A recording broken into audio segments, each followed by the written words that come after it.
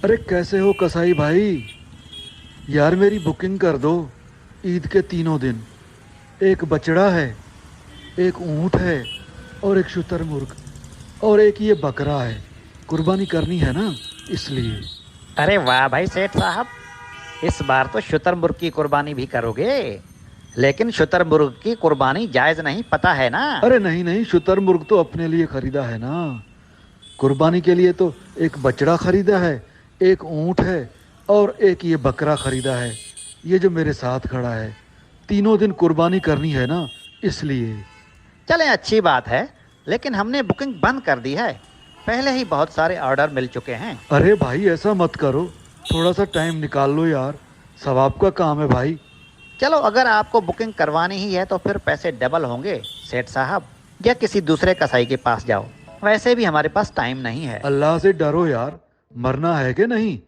अरे मजबूरी का फायदा उठा रहे हो यार। डबल पैसे किस लिए भाई? अरे क्यों उल्टी खाल उतार रहे हो कसाई कहीं के। अरे सेठ साहब, हम तो सिर्फ ईद के 3 दिन खाल उतारते हैं ना, वो भी जानवरों के।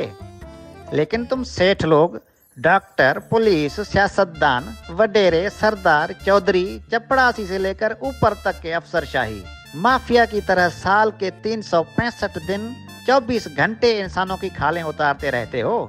किसी पर जरा भर रहम नहीं खाते। जब तुम सब लोग पूरा साल अल्लाह से नहीं डरते हो, तो हम 3 दिन अल्लाह से क्या डरें? क्या मरना सिर्फ कसाई को है क्या? तुम लोगों को नहीं मरना क्या? अरे हमसे बड़े कसाई तो तुम लोग हो। अरे अगर हम पूरा साल इंसानों की खालें उतारते हैं तो हर साल हज पर भी तो जाते हैं ना। और इस साल तो मैं 4 उम्रे करके आया हूँ, इससे तो सारे गुनाह माफ हो जाते हैं ना। अरे तुम लोगों ने ऐसी हालत की है इस मुल्क के मजबूरों, मसाकिन और मजदूरों की कि करोड़ों इंसान गुर्बत की लकीर से नीचे चले गए हैं।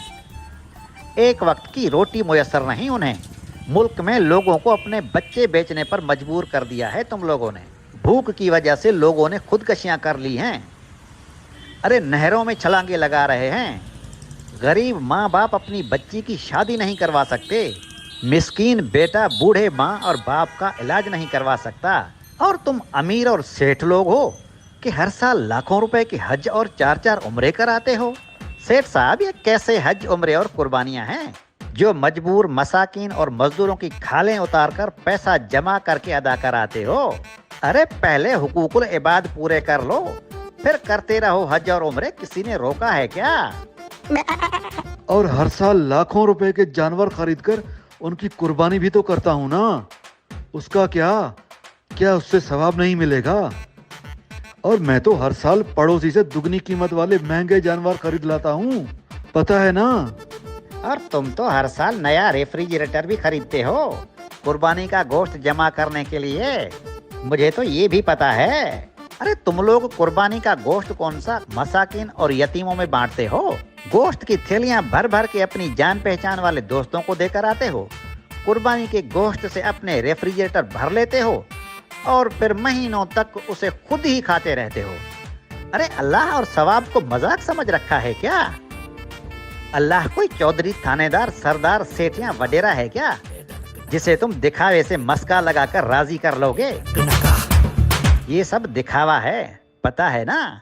अल्लाह को दिखावा पसंद नहीं है सेठ साहब।